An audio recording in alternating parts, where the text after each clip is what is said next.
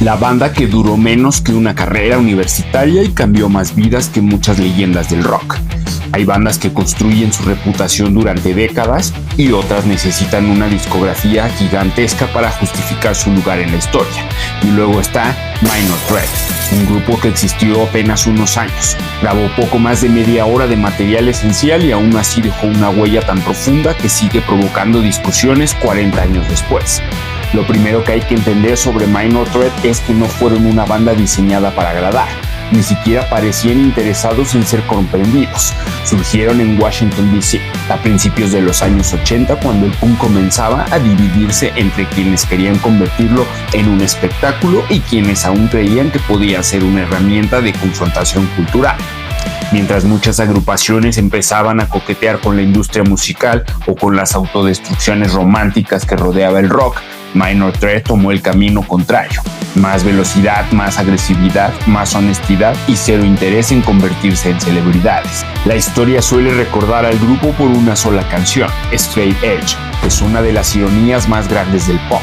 Un tema que apenas dura un poco más de un minuto terminó convirtiéndose en un movimiento internacional que sigue existiendo décadas después. Lo curioso es que si uno escucha atentamente la letra, parece más una declaración personal de Ian MacKaye que un manifiesto destinado a fundar una filosofía global. Sin embargo, millones de jóvenes encontraron en esas palabras una alternativa a una escena donde el exceso de alcohol y drogas parecía haberse convertido en una obligación social. Aquí es donde la historia se vuelve interesante. Mucha gente reduce a Minor Threat al Straight Edge como si toda la importancia de la banda girara alrededor de no beber o no consumir drogas. Esa lectura es tan limitada como pensar que los Ramones solo hablaban de pegamento o que los Sex Pistols solo existieron para insultar a la monarquía. El verdadero aporte de Minor Threat fue mucho más profundo. Lo que defendían era la idea radical de que la independencia personal podía ser una forma de rebelión.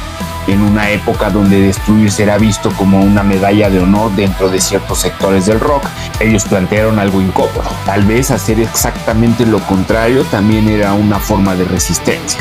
Musicalmente, Minor Threat fue una explosión. El hardcore punk ya existía cuando llegaron, pero ellos ayudaron a definir buena parte de su lenguaje. Las canciones parecían ataques de precisión. No había espacio para adornos, solos innecesarios ni momentos diseñados para lucirse. Todo estaba orientado a transmitir una identidad brutal en el menor tiempo posible. Escuchar aquellos primeros registros hoy sigue siendo una gran experiencia. Sorprendentemente, porque mantienen una urgencia que muchas producciones modernas grabadas con presupuestos infinitamente mayores no consiguen replicar. Lo más fascinante es que Minor Threat jamás actuó como una banda consciente de su futura importancia. No hay sensaciones de cálculo estratégico en sus grabaciones. No parece un grupo intentando escribir la historia. Suena más bien como jóvenes reaccionando a su entorno con absoluta honestidad. Y quizá ahí radica gran parte de su poder. La autenticidad suele ser una palabra abusada en la música, pero en el caso de Minor Threat resulta difícil encontrar otra más adecuada. Otro aspecto que suele pasarse por alto es el papel de Washington, D.C. dentro de esta historia. Mientras ciudades como Nueva York y Los Ángeles monopolizaban la atención mediática, la escena del D.C. desarrolló una identidad propia basada en la ética del hazlo tú mismo. Minor Threat fue una de las expresiones más visibles de esa filosofía. No se trata únicamente de tocar música, se trata de demostrar que era posible construir una cultura paralela sin depender de las grandes estructuras de la industria. En este sentido, el trabajo de Ian MacKaye fuera de la banda resultó tan importante como lo que ocurrió dentro de ella. La creación de Distro Records ayudó a establecer un modelo independiente que fluiría en incontrolables escenas underground alrededor del mundo. Muchas bandas aprendieron observando a Minor Threat que era posible grabar discos, organizar conciertos y construir una comunidad sin esperar la aprobación de una corporación. Ahora bien, también conviene separar el legado de la banda de algunas de las interpretaciones que surgieron después. Con el tiempo, ciertos sectores del movimiento Straight Edge desarrollaron posturas extremadamente rígidas, moralistas e incluso agresivas. Algunos llegaron a comportarse exactamente como aquello que el punk originalmente criticaba. Culpar a la banda por todas esas derivaciones sería tan absurdo como responsabilizar a los inventores del martillo por cada ventana rota en la historia. La banda expresó una idea, otros decidieron convertirla en un dogma.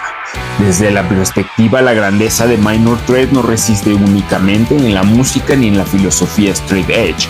Su verdadera importancia radica en haber demostrado que el punk podía ser algo más nihilista. Durante años, buena parte de la cultura punk estuvo asociada con la destrucción, el cinismo y la provocación permanente. Minor Threat introdujo una variable diferente, la responsabilidad individual, no como una obligación moral impuesta desde arriba, sino como una elección consciente. Y esto fue profundamente revolucionario, porque resulta mucho más fácil prender fuego a todo que conquistar algo, mucho más sencillo gritar que actuar, mucho más cómodo culpar el mundo que asumir el control de la propia vida. Minor Threat entendió esa diferencia y lo convirtió en canciones que rara vez superan los 2 minutos. Por eso, cuando se habla de las bandas más importantes de la historia del hardcore, la conversación termina inevitablemente regresando a ellos. No porque hayan vendido millones de discos, no porque hayan llenado estadios, sino porque lograron algo mucho más raro.